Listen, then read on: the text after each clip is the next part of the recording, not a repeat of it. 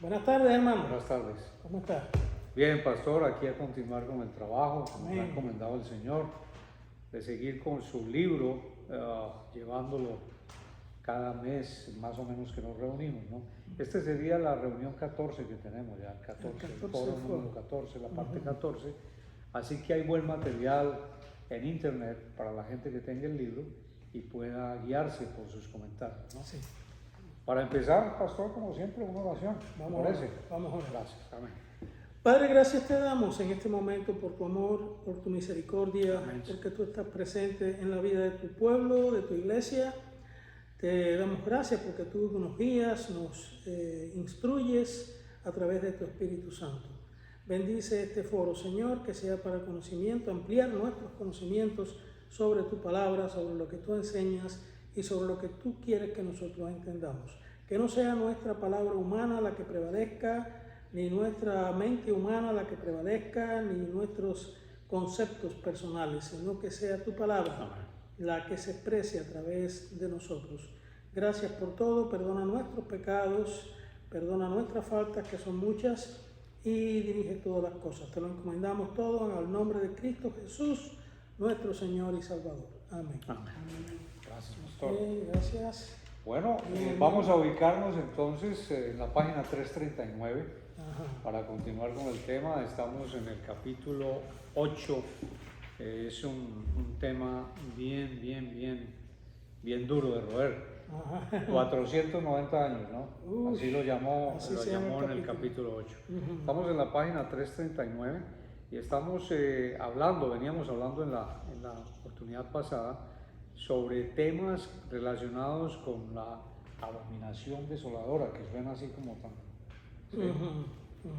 Sobre la interpretación de las 70 semanas de la profecía de Daniel, la interpretación histórico-mesiánica o la interpretación apocalíptica, futurista.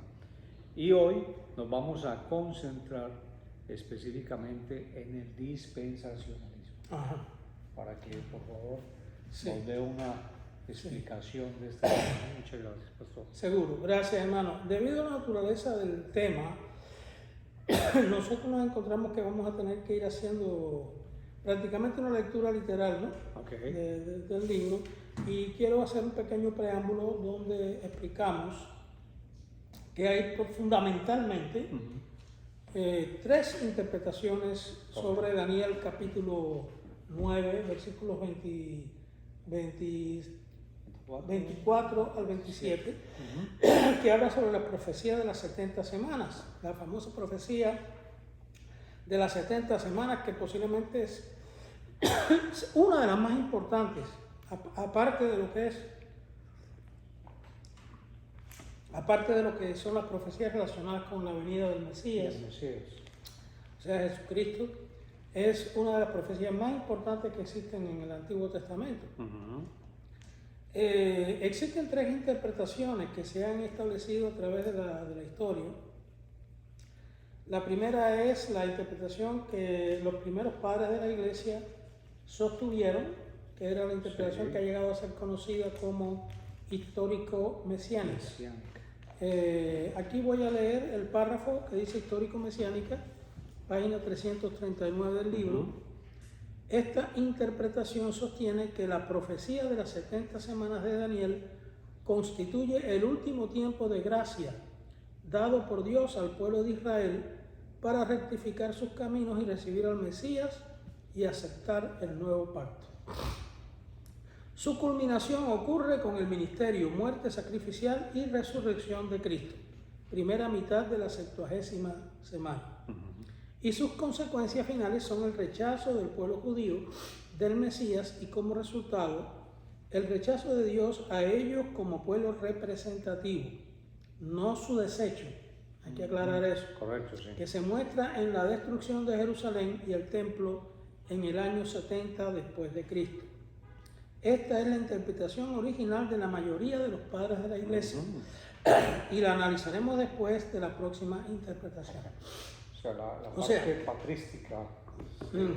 Sí, la mayoría de los padres de la iglesia mantuvieron esta interpretación. Okay, o sea es que, un buen punto, ¿no? que es histórica porque ya pertenece a la historia, y que es mesiánica porque el que la cumplió fue el Mesías en su primera venida.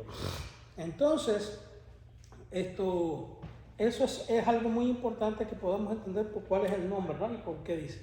Esta la sostuvieron la mayoría de los intérpretes cristianos o padres de la iglesia en su tiempo, ¿verdad? En el siglo primero, segundo, tercero. Primero eran los apóstoles, en el siglo segundo, tercero, cuarto y quinto después de Cristo. La interpretación que vino después, posteriormente, muy posteriormente, fue la interpretación macabea, donde se decía que estas cosas habían ocurrido en el tiempo de la lucha de los macabeos. O sea, que en el tiempo de que Antíoco Epífanes estaba destruyendo, asolando Israel, etcétera, etcétera. Y se estableció también eso. La última interpretación, que es la que vamos a considerar, tratar de considerar en más profundidad hoy, es la interpretación apocalíptica, futurista, dispensacional. O sea, existen dos tipos de futurismo. Debemos entender eso. Pastor, antes de pasar, ¿por qué no nos explica esta parte donde dice el rechazo de Dios a ellos como pueblo representativo, no su desecho? Sí, por ejemplo, los dispensacionalistas nos acusan a los históricos mesiánicos de que nosotros decimos que Dios desechó a Israel. Exactamente. Por eso el paréntesis. Nosotros no decimos nunca que Dios desechó a Israel, eso es un gravísimo error. Ellos dicen que nosotros mantenemos la famosa teoría de la sustitución, o sea que la iglesia sustituyó a Israel. Exactamente, eso no es correcto. Nosotros mantenemos el principio de la continuidad. La iglesia, o sea, hay un cambio de cualidad y un cambio de cantidad, porque al haber un cambio de cualidad, obviamente se produjo un cambio de cantidad. Mientras que el concepto judaísta mantenía todas las cosas, todas las promesas de Dios en base al pueblo de Israel étnico, la continuidad considera que el propósito de Dios es que todas esas promesas que pertenecen al pueblo de Israel siguen perteneciendo al pueblo de Israel, pero pasan también a la iglesia. Claro. ¿Ves? Que es universal. Entonces ahí lo que hay no es una sustitución, sino una continuación. Ahora hay una nueva cualidad, no cabe duda de eso. Por ejemplo, el famoso pasaje de Romanos 11:1 que ellos usan tanto para decir que Israel no ha sido desechado, ¿verdad? Romanos 11:1 dice: digo pues, ¿ha desechado Dios a su pueblo? En ninguna manera. Está hablando Pablo, ¿no? Pablo, sí. Porque también yo soy israelita, de la descendencia de Abraham, de la tribu de Benjamín. Es como si te dijeran: no, los colombianos están excluidos ahora de la salvación. Entonces tú vas a decir: no, yo soy colombiano y soy salvo. ¿Ves? Ahora, eso no quiere decir que todos los colombianos son salvos. Correcto. ¿Te das cuenta? No quiere decir, exactamente, ahí está el punto. Que eso que ellos no quieren entender, no es que no lo puedan, no es que no lo puedan entender, sino que no lo quieren aceptar, porque si lo aceptan, entonces van a interpretar las cosas igual que nosotros. Mira cómo sigue diciendo Pablo, aquí en el verso 2, no ha desechado Dios a su pueblo, al cual desde antes conoció, ahí teniendo un poquito de malestar. O no sabéis qué dice Elías. Mira, esto cuando nosotros logramos interpretar correctamente lo que la palabra está diciendo, ¿no? O como dice Elías de la Escritura, como invoca a Dios contra Israel diciendo: Señor, a tus profetas han dado muerte y a tus altares han derribado, y solo yo he quedado y procuro matarme. Elías llegó a entender que el único que quedaba sirviendo a Jehová era él. Todos los demás habían terminado. Pero ¿qué dice? Verso 4, ¿qué dice la divina respuesta? Me he reservado 7,000 hombres que no han doblado la rodilla delante de Baal. ¿Ves? O sea, cuando dice 7,000 hombres tenemos que tener cuidado con esta expresión, porque no solamente son 7,000 hombres, son 7,000 familias. Sí. ¿Te das cuenta? O sea, mucho más que 7,000. Entonces, exactamente, quiere decir, Ahora bien, vamos a tratar de interpretar correctamente eso. El hecho de que Dios tenía 7.000 familias que aún adoraban a Jehová no significa que el resto estaba también adorando a Jehová. El resto de Israel había apostatado. Entonces esa gente ya no servía los intereses de Dios, ¿verdad? Así como aún en este tiempo, verso 5, ha quedado un remanente escogido por gracia. ¿Ves? Y si por gracia ya no es por obras, de otra manera la gracia ya no es gracia. Y si por obras ya no es por gracia, de otra manera la obra ya no es obra. O sea, ya aquí Pablo entra a considerar otras cosas. Pero lo importante aquí es que la palabra remanente se usa tan mal y se entiende tan mal esta interpretación del remanente, que hasta los mismos dispensacionalistas, o sea, lo usan así para que hasta los mismos que no son dispensacionalistas, rectificando, no entienden el asunto. El mismo Scofield, es de esa famosa Biblia dispensacionalista, que fue la que difundió mucho el dispensacionalismo, aclara en una página, yo lo pongo en el libro, que el remanente es de Israel, no es de la iglesia. No de la iglesia. De la iglesia no existe ningún remanente. El cristiano es cristiano, el gentil es cristiano o no, y punto, ya, se acabó. El remanente es del pueblo de Israel. El pueblo de Israel. ¿Ves? Eso es claro. Eso es claro. Entonces, el hecho de que Dios no haya desechado a Israel como su pueblo no significa que este Israel que nosotros conocemos como Israel nacional, Político, nacional, es un exacto. pueblo que en este momento está cumpliendo la voluntad de Dios y está representando a Dios. Ahí está ese es el gran caballo de batalla entre los dispensacionalistas y los antidispensacionalistas. Los dispensacionalistas hacen esto, han creado el dispensacionalismo para justificar que en el futuro, o sea, hay una semana, la 70ª semana de Daniel, está volando en el aire. Sí, Lleva más de 2000 años volando en el aire. Sí. ¿Okay? Muy extendido el tiempo. Exactamente. Entonces, en el futuro va a aparecer, y lo que va a aparecer cuando ocurra un rapto de la iglesia, entonces, que la iglesia va, como pongo yo en otra parte del libro, para que Israel reaparezca, la iglesia tiene que desaparecer. ¿Te das cuenta? Entonces, la iglesia, el Israel vuelve otra vez por sus fueros y vuelve otra vez a guardar todos los preceptos veterotestamentarios, y el templo es reconstruido y siguen los sacrificios, y entonces es el pueblo que va a ser perseguido por el anticristo. Ok, eso es lo que vamos a tratar de dilucidar aquí en esta parte ahora. Pero hay que aclarar, por ejemplo, cuando usted va a estudiar este asunto de Israel, se comete un error muy característico de la gente que nunca ha estudiado hermenéutica. Y lamentablemente la gente que nunca ha estudiado hermenéutica es el 99% del pueblo cristiano. 99%. Esto exactamente. Usted no puede tomar este capítulo de Romanos aislado y ubicarlo donde a usted le parezca que está bien. Volver un pretexto, ¿no? Fuera de contexto. Exactamente. Usted tiene que leer esto en base a lo que dice Romanos 9, 10 y 11. Estos 3 capítulos, primero que todo, Pablo no escribió en capítulos, ¿ves? Okay. Pero estos 3 capítulos interpretan correctamente cuál es la posición de Pablo. Si usted va a Romanos 9, esto está más que claro para el que lo quiera entender. Dice, verdad digo en Cristo, verso 1. No miento, y mi conciencia me da testimonio en el Espíritu Santo. Fíjate que el que está hablando es Pablo, ¿no? Pablo, sí. Que tengo gran tristeza y continuo dolor en mi corazón. Algunas personas dicen, entre ellos Pentecostés y otros intérpretes dispensacionalistas, que el pueblo de Israel está salvo ya como una cuestión de seguridad. Siguen manteniendo el mismo concepto que tenían los judíos antiguos, de que porque ellos eran hijos de Abraham, estaban seguros. Correcto, sí. Entonces, esto es lo que Juan les dice cuando ellos vienen al bautismo en el Jordán. Dice, ustedes no piensan que por ser hijos de Abraham, ustedes están seguros, porque Dios puede levantar hijos de Abraham aún de estas piedras, después de ese río.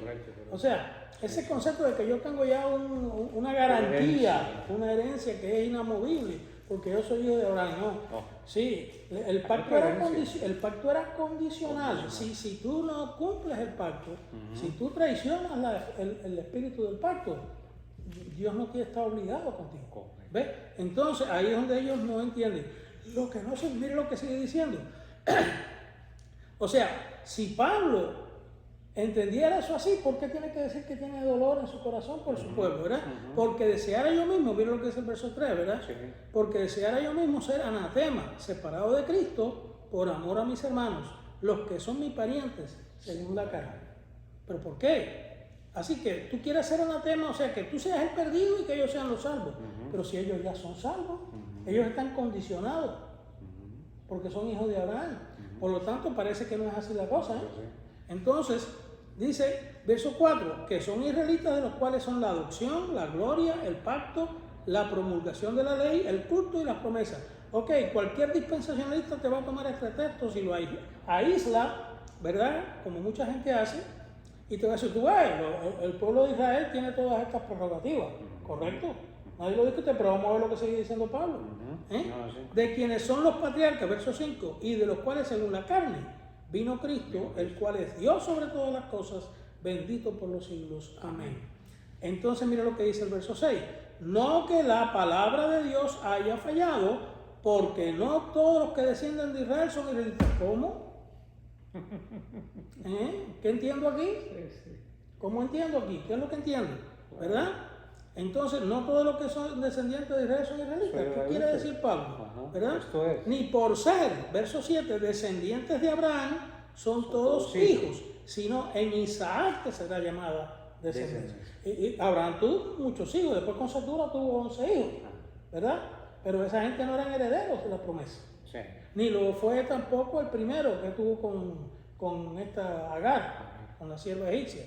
Ese no fue heredero. Y mira lo que dice el 8. Ismael. Exacto, Ismael. Mira lo que dice el 8.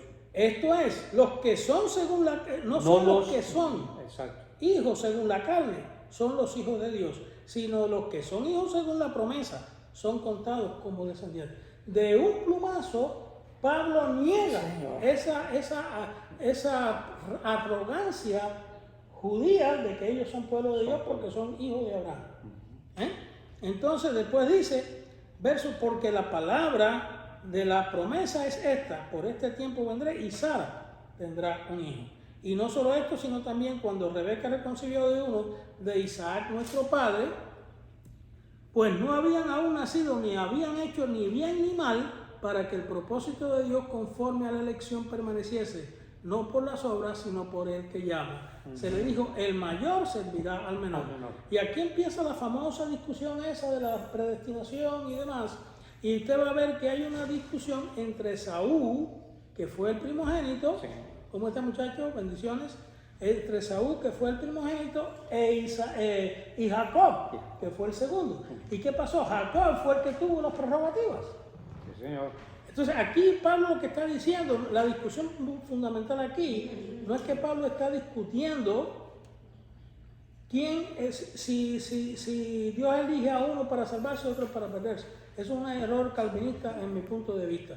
Lo que está discutiendo es que el segundo hijo, la iglesia, tuvo precedencia sobre el primer hijo que era Israel. ¿Ves? Entonces, ¿qué quiere decir esto? ¿Dios desechó a Israel? No. Simplemente esas prerrogativas que tiene Israel han pasado a la iglesia por el remanente, que son los que aceptaron el pacto. ¿Te das cuenta? Entonces, por ejemplo, el pacto fue aceptado por dos individuos en el cenáculo. Riley, otro dispensacionalista acérrimo, dice que un pacto viejo se restablece, o sea, un nuevo pacto se hace con el que tenía el antiguo pacto. Sí, en un sentido tienes razón. Pero en el Sinaí, Dios hizo un pacto con 12 tribus, no con una sola tribu. Con 12. ¿Y esas otras, qué pasó con las otras tribus? Por ahí todavía se caen de espalda diciendo que todas esas 10 tribus todavía existen. Eso es falso, históricamente falso. Entonces Dios mantuvo que van a regresar, ¿no? Las 10 tribus. ¿Y dónde? ¿De dónde? Si esa gente se ligaron históricamente con diferentes pueblos. Correcto. Y perdieron hasta sus costumbres. allá en Armenia, por allá por Armenia, hay una familia que dice que ellos son descendientes de un hermano de Jesús. ¿Ves? Pero eso no los hace israelitas nacionales. ¿Eh? Tendrán parte, como en Europa hay mucha gente que tienen sangre judía, pero eso no los hace realmente israelitas nacionales. O eso no permite, para explicarlo mejor, que las tribus se vuelvan a organizar como tribus. Correcto, como tribus. ¿Ves? Eso es imposible. Entonces quiere decir que Dios tuvo el privilegio con una sola tribu, la tribu de Judá. ¿Ves? Eso se pasa por completo por alto. Y no se entiende. Entonces, tenemos que entender, Dios hizo un pacto, Jesús hizo un nuevo pacto con dos individuos que eran creyentes en él. El pacto antiguo fue hecho con un pueblo y el pueblo lo ratificó, dijo, yo acepto ese pacto y lo voy a cumplir. ¿Ves? Al final no lo cumplieron, lo traicionaron. ¿Ves? Pero el pacto nuevo fue hecho con dos individuos que eran creyentes en Jesús. Y ese nuevo pacto, cuando usted toma el Hechos capítulo 2, está bien claro de que cuando el Pedro le dio la predicación y les dijo que Cristo era el Mesías que había venido, ellos dijeron, ¿y entonces qué vamos a hacer? Pero ustedes lo crucificaron, entonces ¿qué vamos a hacer? Arrepiéntanse y vengan a formar parte de la iglesia. Entonces van a ser un nuevo pueblo. La primera parte de la iglesia era fundamentalmente judía. Correcto. ¿Te das cuenta? Sí, había gentiles, porque ellos se convirtieron en gentiles, sí. Pero la mayoría de los cristianos primero eran judíos. Es innegable. Entonces queremos decir que ha pasado de ser un pueblo racial a convertirse en un pueblo universal. Al principio, es como todas las cosas, lo que nosotros entendemos hoy actualmente, no lo entendía la iglesia primitiva cuando nació. Ellos no entendían, por ejemplo, que esa situación, esa cualidad estaba cambiando. Solamente a través del Espíritu Santo, de las experiencias, de lo que ocurrió en los primeros años de la iglesia, ellos lograron entender que ahora el Evangelio no era solamente para un grupo de judíos o para la nación judía, sino para toda la humanidad, para toda la raza. ¿Qué entendieron aquellos apóstoles cuando el Señor les dijo, ir por todo el mundo, predicar el Evangelio a toda criatura? Quizás no entendieron que estaba diciéndole, vayan y predíquenle a todo el que no sea judío, sino a todo el que estaba en la dispersión, a todos judíos. Me seréis testigos en Jerusalén, en Samaria, aquí hasta el último de la tierra. Ellos no entendieron que estaba diciendo, predíquenle a los samaritanos. Estaba diciendo, prediquen a los judíos que están allí. Solo poco a poco esa luz fue penetrando en la iglesia a través del Espíritu Santo y ellos llegaron a entender que el Evangelio no era solamente para los judíos, sino para toda la humanidad. El caso de Cornelio. Esto se va a demorar más de lo que nosotros pensábamos, ¿sabes? El caso de Cornelio. Cuando Dios le dijo, ve y predícale a Cornelio. Y fue y le predicó a Cornelio.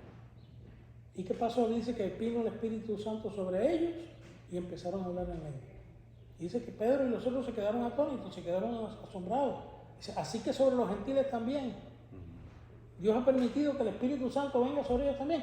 Ahí se les cayó el cartelito, o sea, se les cayó la venda de los ojos. O sea, que esto no solamente es para nosotros.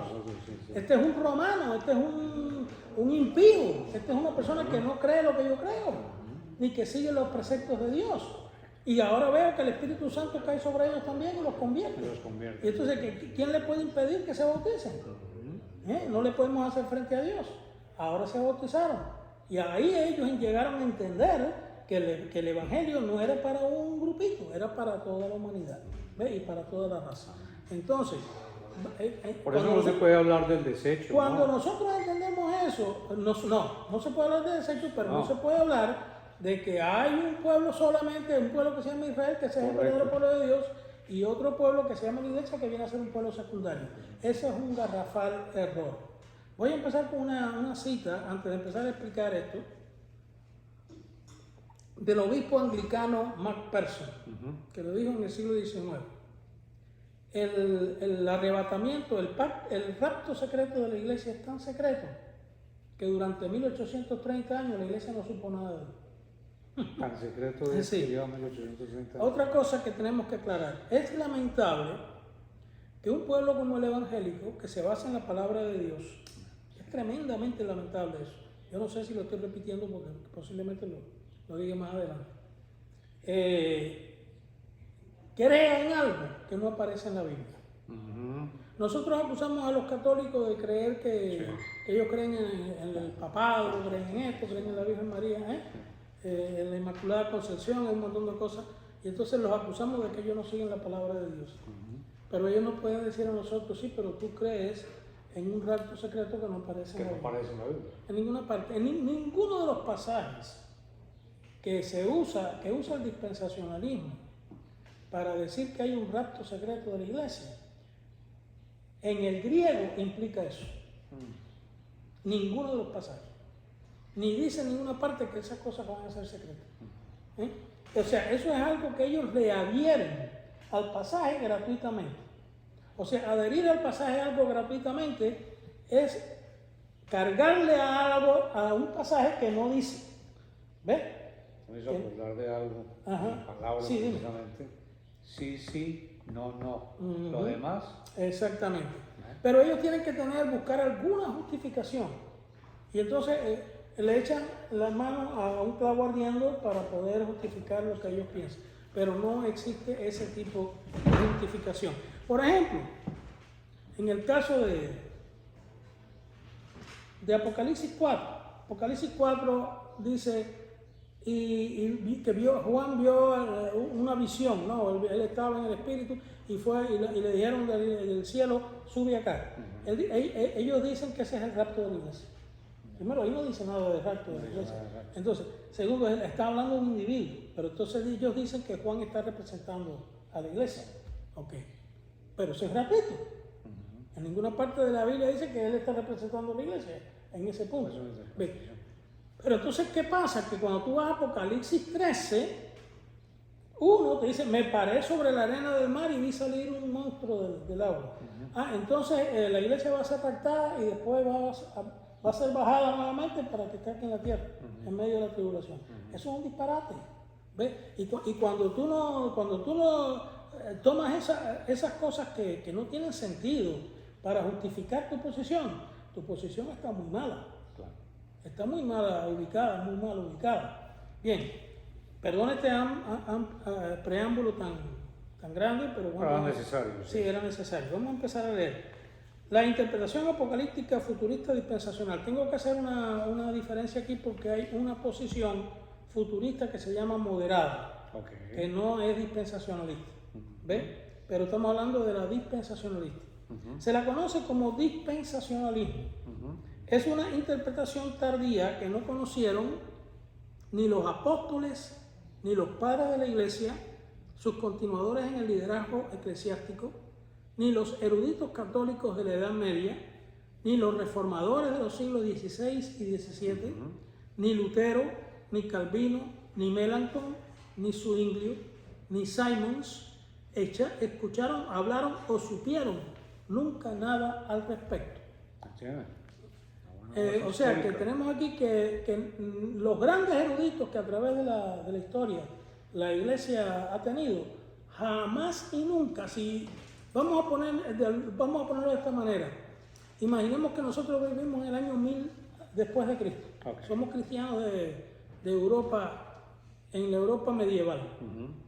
Jamás y nunca tú hubieras escuchado ni a un cura ni a un predicador decir algo de un rapto secreto de la iglesia. Nadie hubiera sabido nada de eso, porque eso no existía, no se conocía. ¿Ves?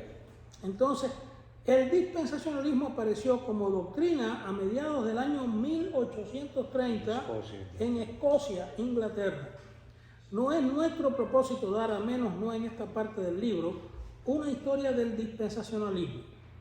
Nos interesa solamente el hecho de su aparición tardía y el impacto que ha tenido en la historia contemporánea. La interpretación dispensacionalista es la creadora del gran paréntesis entre la 70ª semana de Daniel y las otras 69 semanas. O sea, Daniel que habla de 70 7, 77. Lo que en griego es hebdómadas. 70 semanas, 77. Son 70 semanas de año, lo que equivale a 490. 7 por 7, 49. 490 años. Correcto. ¿Ok? Mientras que cualquier otra interpretación considera las 70 semanas de Daniel como un todo indivisible. Daniel se refiere a 3 periodos, esto entre paréntesis, Daniel se refiere a 3 periodos de las 70 hebdómadas, 7, 62 y 1. Pero estos 3 periodos no se consideran como una división de discontinuidad de tiempo, sino como 3 hitos decisivos en la formulación total del tiempo de las 70 semanas. Muy válida esa aclaración. Sí, claro, o sea, totalmente. aquí hay 7, Sí. aquí hay 62 y aquí hay 1. Una, ¿Ves? correcto. Pero esto no quiere decir que estén separadas por el tiempo. No, son 70. Todas están unidas, lo que hay 3 acontecimientos fundamentales en esos 3 periodos. Por ejemplo, en las primeras 7 semanas o 49 años, Israel fue restablecido, el templo fue reedificado. Y Israel fue restablecido como una nación no independiente completamente, porque siempre estuvo bajo el control de los reyes persas, ¿no? Entonces, pero por lo menos tenía bastante autonomía. En las otras 62 semanas ocurre todo el decursar histórico del pueblo de Israel en ese periodo, y aparece el caso de Antíoco Epífanes, la persecución y todas estas cosas. Y la última semana es los últimos 7 años en los que aparece el Mesías, no el nacimiento de Cristo. El nacimiento de Cristo ocurre como 30 años antes, ¿no? Entonces, pero sí es el momento en que Cristo comienza su ministerio hasta su muerte en la cruz y resurrección, es la primera parte de la 70ª semana, 3 años y medio. 3 años y medio. Hoy por hoy se sabe que el ministerio de Cristo duró 3 años y medio. Y después los otros 3 años y medio fue el periodo que Dios le dio a la iglesia para que predicara al Israel étnico y para que Israel se arrepintiera.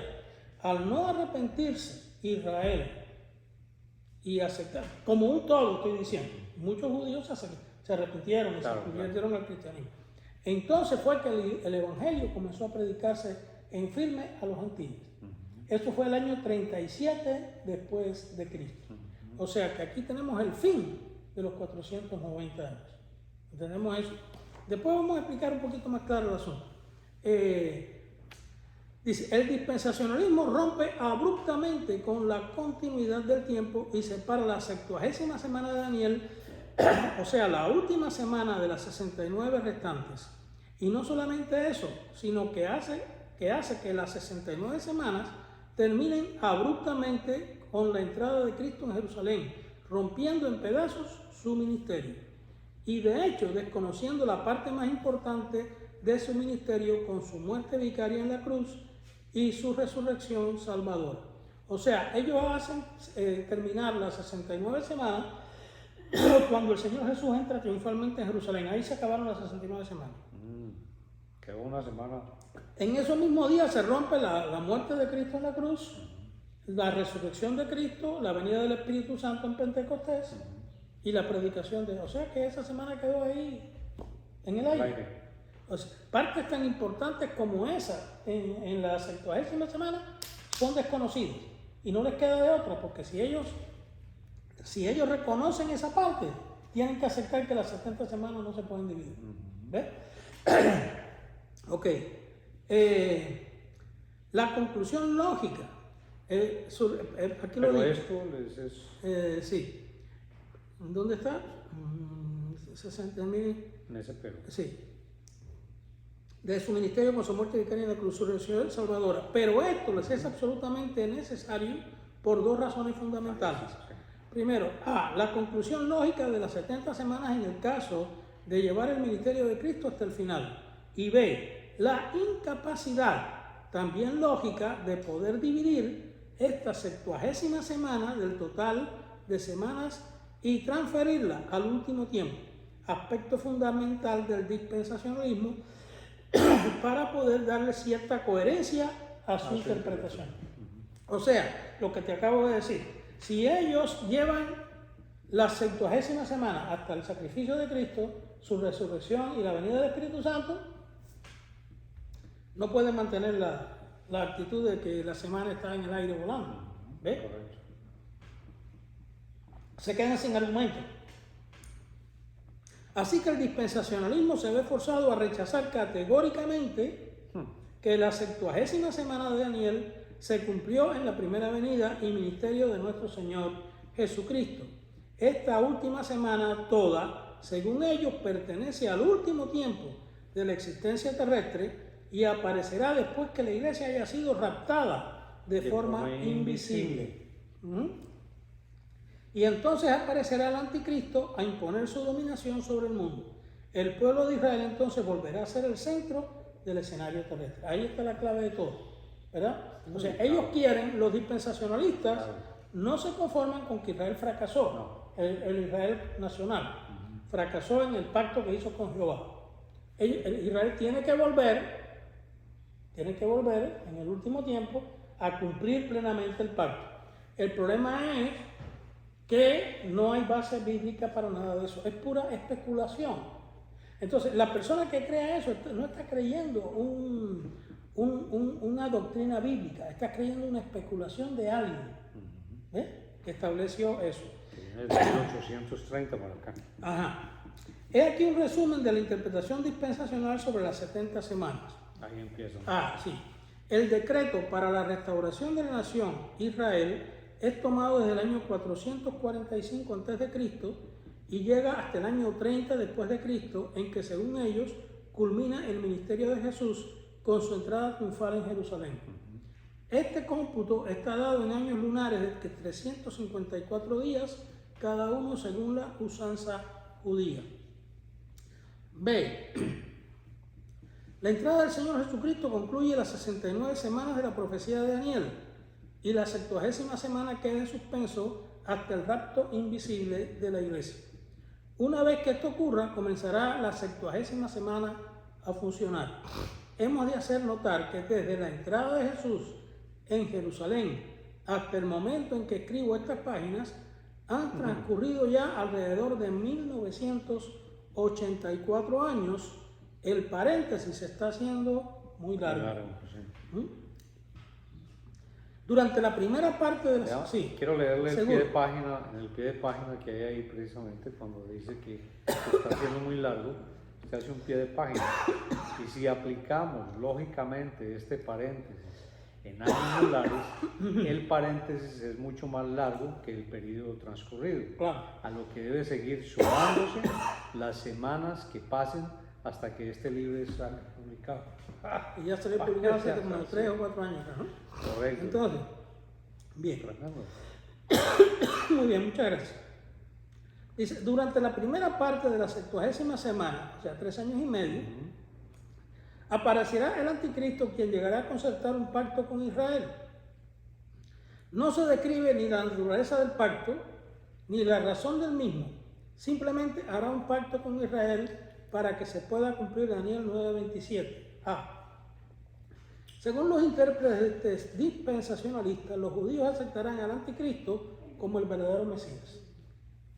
Ahí está. Esa 9:27 y por otra semana confirmará el pacto con muchos. A la mitad de la semana hará cesar el sacrificio y la ofrenda. Sí, o sea, todo se va a restablecer como estaba en el antiguo Israel. Un nuevo templo, un tercer templo. Para nosotros el tercer templo es la iglesia. Correcto. Para ellos el tercer templo va a ser un templo a través de piedra con todo. Pero cabe pensar, pastor, cómo se va a restablecer tanto que entonces en esta era posmoderna, por así decirlo, en la que estamos. Otra vez hacerlo de lo mismo. Exactamente. Sacrificio, toda aquella situación. Toda esa sangre, y aparte de eso están negando lo que dice Hebreos. Correcto, están negando el sacrificio del vicario de Cristo. Y aparte de eso, o sea que al final es toda una parafernalia para justificar que es el Israel étnico o racial el que prevalece, ¿no? Perdón. Durante el punto D. Durante este periodo, o previo al mismo, los judíos habrán levantado en Jerusalén, en el monte Moria, que por cierto está ocupado por una mezquita musulmana, el tercer templo a Jehová, donde continuarán ofreciendo los sacrificios matutinos y vespertinos de ovejas y machos cabríos, como en sus mejores tiempos. ¿Ves? O sea, que todo va a volver por su fuerza. El sacrificio. Ahora yo me pregunto, ¿de dónde van a sacar los levitas? Porque no existe una tribu de Leví en este momento. Perdona, me he puesto un poco malo yo con la rinitis, ¿verdad? Abruptamente, punto 6. Punto E. Punto E, sí, perdón. Abruptamente, a los 3 años y medio, el anticristo romperá el pacto con Israel y comenzará una persecución virulenta contra ellos.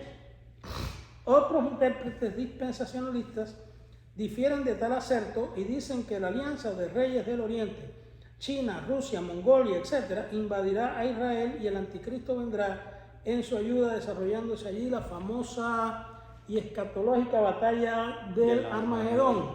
Todo este escenario dentro del periodo que se conoce como la Gran Tribulación. Aquí hago un nuevo llamado. Voy a hacer el libro del escritor Hal Lindsey, La agonía del gran planeta Tierra, páginas 203 a la 222, donde este escritor hace toda una elaboración estratégica sobre la invasión de la Rusia comunista y su bloque contra Israel. Lamentablemente para él ya la Rusia comunista no existe, así que tendrá que cambiarle la identidad al invasor. Remitimos al lector a Deuteronomio 18, 20 al 22.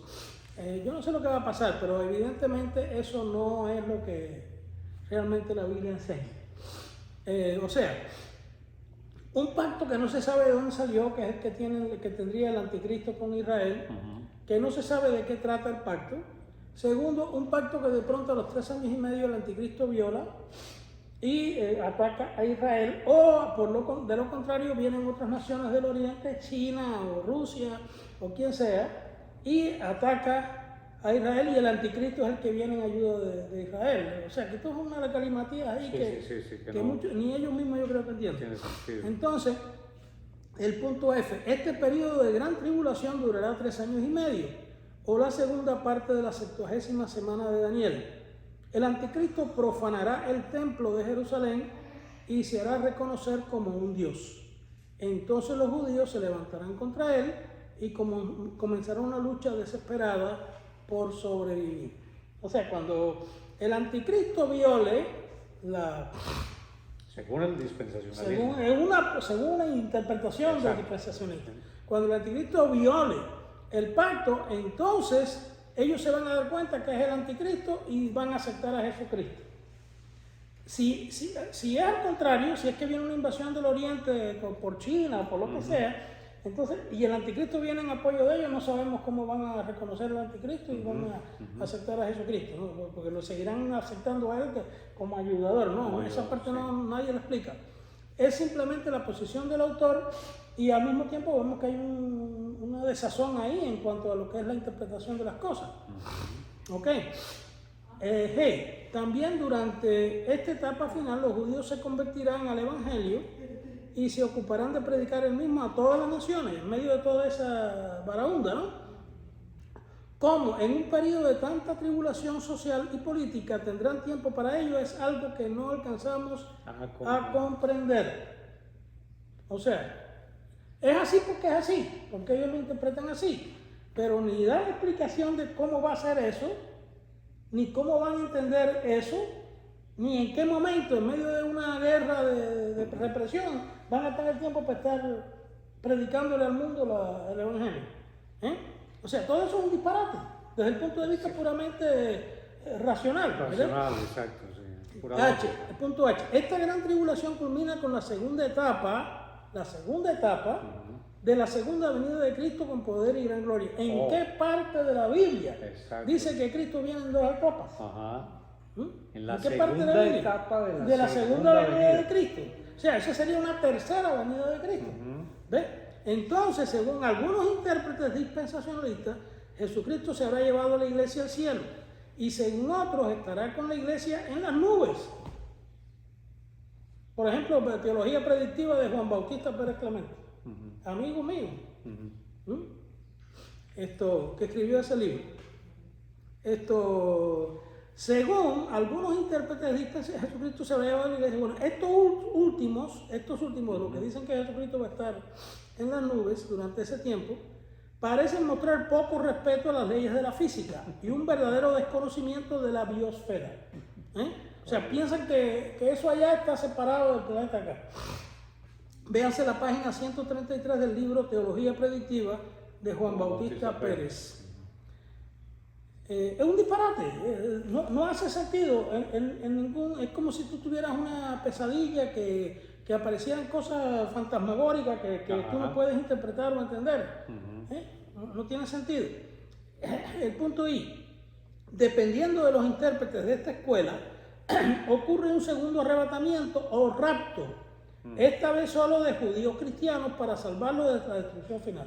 O sea, el arrebatamiento de la iglesia que va a ocurrir cuando Cristo venga con poder y gloria visible, que va a ser el arrebatamiento de los que estén vivos y de la iglesia que va a ser resucitada. Ellos lo interpretan, este grupo, que es otra parte de ellos, lo interpreta como que va a ser un rapto de los judíos. ¿Ves? Un arrebatamiento de los judíos. O Jesucristo desciende definitivamente para establecer su reino sobre este mundo. Hay diferentes opiniones. Lo que sigue ya trasciende la esfera de las 70 semanas de Daniel, que culmina, según esta interpretación, con la destrucción del desolador, Daniel 9:27. Y veremos más adelante hasta qué punto esta versión es correcta o no. Pero para los efectos prácticos de lo que estamos estudiando, podemos decir que ya hemos cubierto lo fundamental de la interpretación dispensacional sobre las 70 semanas. Haremos ahora un análisis de lo correcto o incorrecto de esta interpretación. Punto 1. Existen 3 decretos de los reyes persas sobre Israel y Jerusalén. El primer decreto fue dado por Ciro en el 538 a.C. y tuvo que ver fundamentalmente con el regreso de los judíos a Judá desde el exilio en Babilonia. Este decreto asegura el regreso, pero no la independencia ni la restauración de la nación. O sea, este decreto no se puede tomar como la base para el inicio de las 70 semanas. El segundo decreto es del año 458 a.C. y es el único de los 3 decretos que específicamente se refiere al restablecimiento de la adoración en el templo y al establecimiento de gobernantes judíos sobre el pueblo, cuando el texto nos habla de restaurar y edificar a Jerusalén. Daniel 9:25, léeme Daniel 9:25. Daniel 9:25 dice así: sabe pues y entiende que desde la salida de la orden para restaurar y edificar a Jerusalén hasta el Mesías príncipe habrá 7 semanas y 62 semanas se volverá a edificar la plaza y el muro en tiempos angustiosos. ¿Ve? Está hablando de la restauración de la nación, ¿verdad? Ese es el que dice cuando venga ese decreto. Correcto. Vamos a ver lo que nos dice Nehemías para identificar el decreto. Lo que dice Nehemías para identificar el decreto.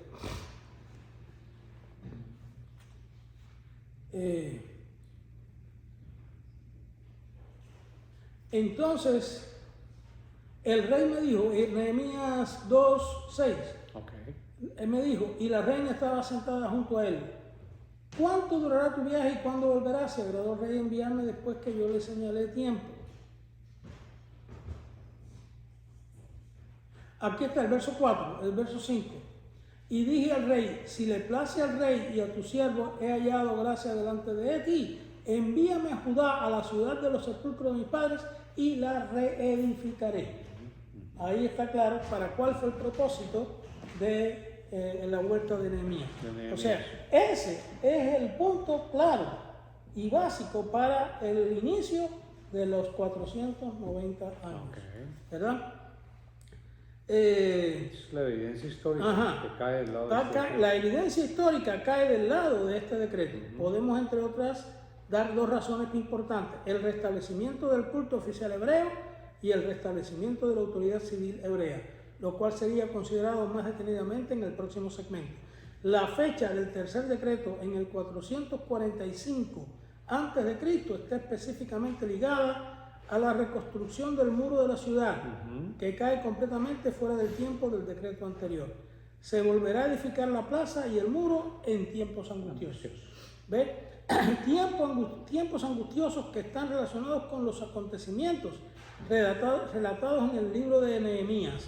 La evidencia histórica nos indica que la fecha del 445 a.C. no es la más apropiada para tomarla como fecha del decreto establecido en Daniel 9:25. ¿Te das cuenta? O sea, tenemos que partir la 70ª semana desde el momento, o sea, las 70 semanas, el comienzo del cumplimiento de las 70 semanas, desde que Artajerjes envía a Nehemías para reedificar la ciudad. ¿Ve? Esa es la idea. Punto 2. Cuando vemos la interpretación dispensacional futurista de Daniel 9:24 al 27, nos damos cuenta casi inmediatamente que no es otra cosa que la misma interpretación del periodo macabeo, pero proyectada hacia el futuro. ¿Ve? O sea, los acontecimientos que los liberales y racionalistas adjudican al tiempo de Antíoco IV Epífanes son trasladados por ellos al anticristo futuro, a la tribulación futura y a la última etapa de la historia humana. Estas dos interpretaciones no toman en cuenta para nada, o apenas si las mencionan, a la figura central del Mesías, su ministerio y los 6 objetivos centrales de la misma. Para los estudiosos que aceptan el periodo macabeo, todo tiene que ver con el templo de Jerusalén, y para los futuristas también. Los últimos consideran a Jesucristo muy de pasado, solo para señalar el final de las 69 semanas de Daniel. Nos parece que ni la una ni la otra le hacen verdadera justicia a la profecía de las 70 semanas. Ya estamos concluyendo, ¿verdad? Sí. Ya estamos a las 10 vamos a concluir. Okay.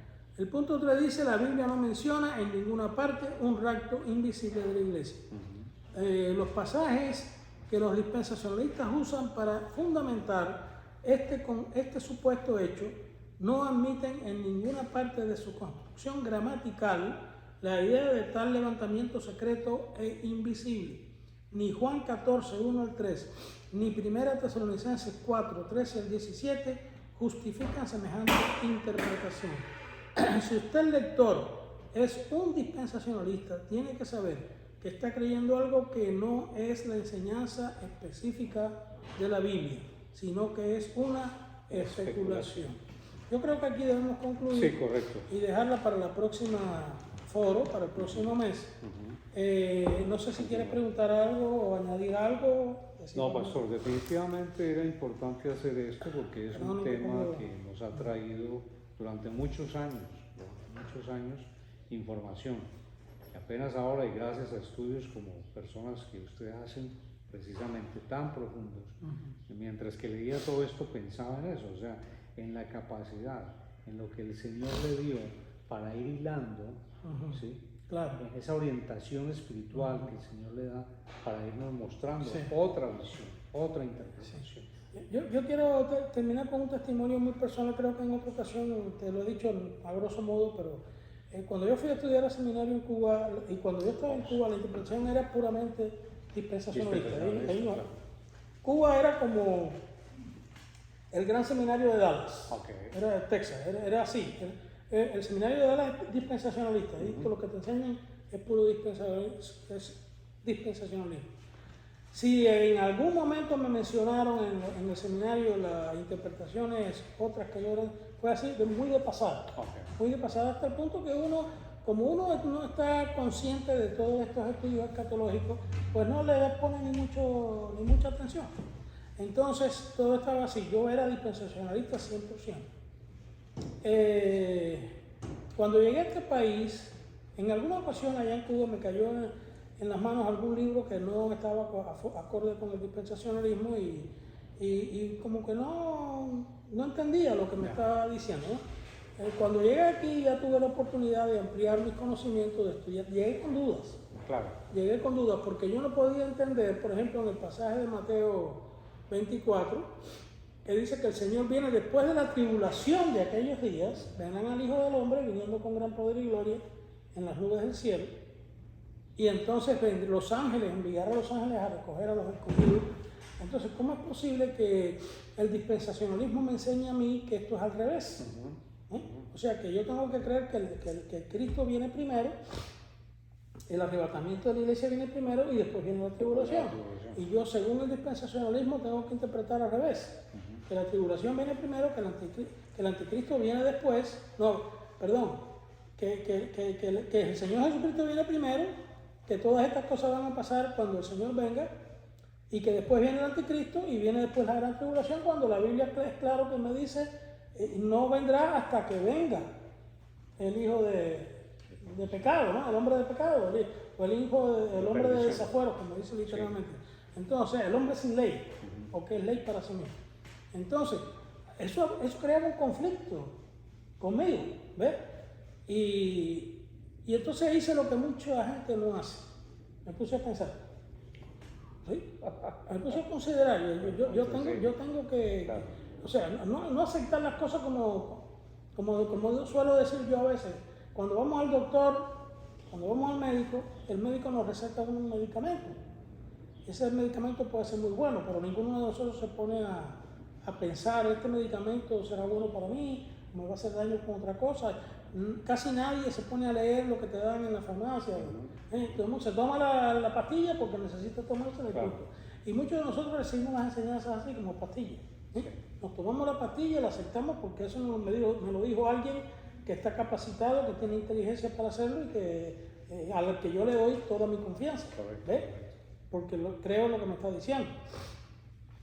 Pero entonces no me daba cuenta de los ingredientes que esa situación tenía. Cuando yo entendí que eso no era así y que me estaban pasando gatos por liebre y que no estaban siendo honestos conmigo, y no porque ellos no fueran honestos, sino porque a su vez fueron engañados por otros o fueron mal enseñados por otros. No vamos a decir que nadie tuvo una mala intención, sino que fueron mal, interpretaron mal algo en aras de poner otra cosa en su lugar. Entonces yo dije, esto no, lo honesto que yo tengo que hacer, si yo soy honesto conmigo mismo, con Dios y con los demás, como pongo en el prefacio de este libro, es que yo tengo que reconocer que yo estaba equivocado. ¿Ves? Cosas que muchos de nosotros no queremos hacer. Es muy difícil llegar al punto, oye, yo estaba equivocado, esto no es así, como me lo enseñaron, ¿no? Como yo lo entendí. Entonces tengo que hacer el cambio. Tengo que ser honesto conmigo mismo y hacer el cambio. Y después tengo que ser honesto con los demás y decirles que ya yo no interpreto las cosas de esa manera. Y primero que todo, ser honesto con Dios. Amén. Porque si no, entonces soy un mentiroso, soy un hipócrita. Entonces esa es la cosa, y eso es lo que yo le digo a los hermanos que nos estén escuchando, a los hermanos y a las personas que no sean creyentes, o que crean pero que no sean evangélicos, y que nos escuchen, y le damos las gracias por ello, que estudien. La única forma de llegar al conocimiento es estudiando. No solamente lo que me está diciendo otro. Si lo que yo les estoy diciendo es mentira, es falso, yo lo acepto. Si me lo logran demostrar. Si alguien a mí me busca un texto, aquí lo estoy diciendo hoy, y una especie de reto, ¿no? Humilde, porque no quiero ser soberbio en esto, pero si alguien me busca un texto que diga que el Señor viene de manera invisible a llevarse a la iglesia, yo les digo todo lo que he escrito en este libro. Así es. Simplemente no existe. No existe. Y la Biblia, al contrario, dice el día de Jehová. Después allá en capítulo 16 hay todo un periplo sobre eso. El día de Jehová vendrá, donde el cielo se confundirá y el sol se apagará o se pondrá negro, la luna no dará sus resplandores. Todo lo que nosotros vemos para el día de Jehová, que es al mismo tiempo el día de que Cristo va a venir a hacer juicio sobre este mundo, habla de una situación extraordinaria, fuera de sentido de lo que es el común denominador de nosotros, y es el gran día de Dios. Y está acá. Eso sí está escrito en la Biblia. Es la palabra de Y Dios. Apocalipsis lo dice claramente: vendrá con la nube del cielo y todo ojo le verá, y los que le traspasaron, ¿verdad? O sea, los judíos. Sí. Entonces, eso es lo que la Biblia me da a mí para creer. Sí. Y si yo creo en la palabra de Dios, tengo que creer eso. Amén, pastor. Y hay algo admirable también, y es como usted comparte este conocimiento, o sea, es falto de egoísmo. No se quedó con él, no, sino que lo está dando. es que no podría. Exactamente. Y eso fue lo que motivó precisamente el libro. El libro se convirtió a la larga en una interpretación de la historia desde el punto de vista cristiano, exacto, ¿verdad? Sí. Pero no podía quedarme con eso, tenía que darlo, ¿no? Entonces, porque si no hubiera sido, yo creo que hasta un pecado. Sí, porque no es correcto que tú descubras eso, es como que tú descubras la ciudad maravillosa de allá del Potosí y tú te quieras quedar solamente con ello. Eso Como se dice, tener ese tesoro escondido para uno mismo, exactamente. Hay que darlo. Exactamente. Esa es la palabra del Señor. Bueno, pastor, creo que es tiempo ya de despedirnos. Sí, hermano, gracias. Le doy las gracias a los hermanos y a las personas que nos están viendo, nos están escuchando, y cualquier cosa, comentario o algo que quieran hacer, yo creo que lo pueden hacer a través de la página de esta... Donde aparece la publicación. Sí, correcto. la publicación, exactamente. O preguntas que quieran hacer. O preguntas que quieran hacer. Una despedida entonces, pues amén, orando, sí, en oración. ¿Quieres despedirme? No, usted está bien. Ok, está bien. Gracias. Gracias, Padre, te damos porque tú eres maravilloso.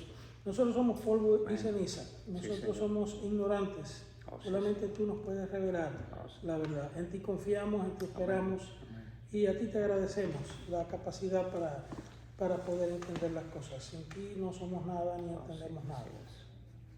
Bendice a tu pueblo, bendice a aquellos que tienen esta interpretación, que ellos puedan, si se sienten bien con ella y la entienden así, permite que ellos continúen con sus ideas, pero si alguno tiene alguna duda o tiene alguna situación, pues confiamos en que a través de este libro y a través de los descubrimientos que hemos logrado hacer, no porque sean nuevos, sino porque tú los revelas en la vida de cada uno de nosotros, te lo agradecemos porque estamos sirviendo de alguna manera a tu pueblo.